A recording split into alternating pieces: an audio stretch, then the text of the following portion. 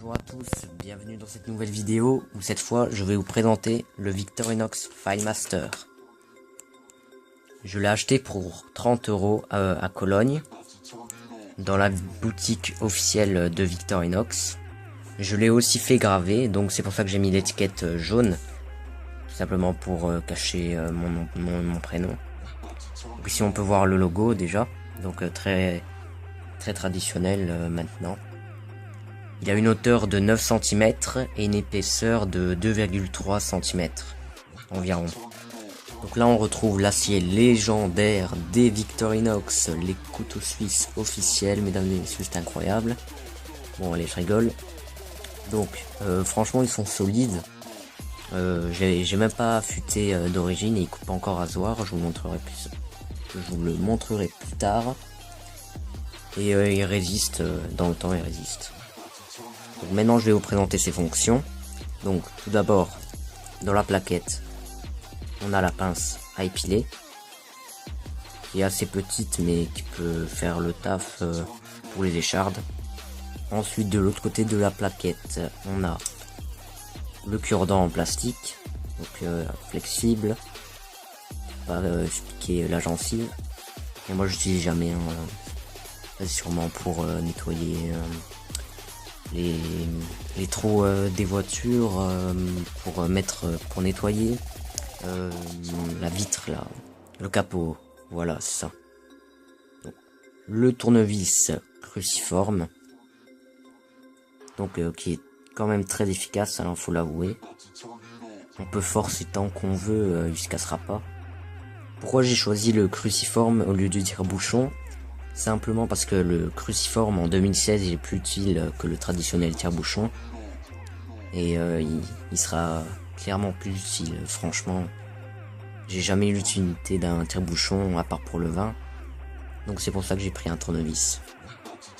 Ensuite, nous avons le crochet arrondi qui peut être utile dans plein de situations.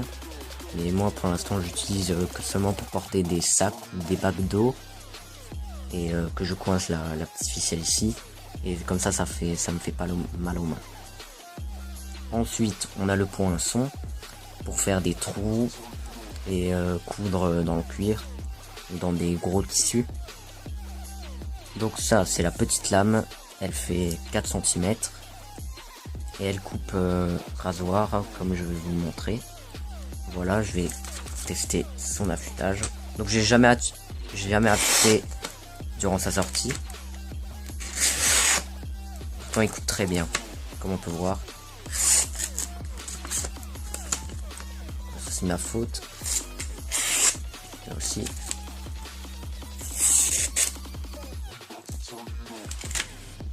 Je pense si on peut voir la coupe, elle est nette, elle est bien tracée, y a pas de problème. Donc la petite lame, elle me sert pour ouvrir des lettres, des colis, tout ce qui est petit, tailler un crayon. Ensuite la grande lame qui est en acier inoxydable, hein, comme le couteau quoi.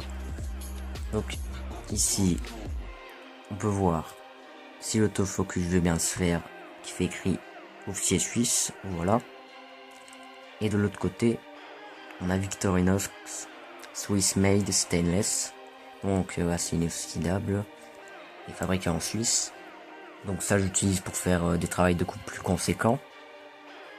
Voilà, je vais vous faire le même test, je l'ai pas affûté, pourtant c'est celle-là qui m'a le plus été utilisée. Vous voyez le tranchant, voilà. Évidemment il y a quelques à-coups, mais ça c'est parce que j'ai utilisé. Mais sinon dans l'ensemble il coupe bien. J'avais acheté un affûteur Victorinox. Voilà. Ensuite il y a une petite scie à bois. Donc voilà. La partie sciante, elle mesure 7 cm. Donc pour des petits bois morts et verts, ça marche mais super bien. Franchement j'aime bien, c'est agréable à couper, il n'y a pas d'à-coups, on peut forcer comme on veut. Enfin, faut pas aller sur comme un bourrin, c'est normal. Et voici les petits ciseaux avec le petit ressort ici. Un petit ressort, la petite pièce en métal. Donc ils coupent vraiment très bien. Franchement, ils coupent même le gros carton. Malgré leur taille, ils sont quand même robustes et très efficaces. Et pour finir, le décapsuleur et l'ouvre-boîte. On peut aussi les bloquer dans cette position. Ils sont munis d'un tournevis à leur hauteur. Voilà, cette vidéo est terminée. Merci de l'avoir regardé. Et je vous dis à la prochaine. Ciao!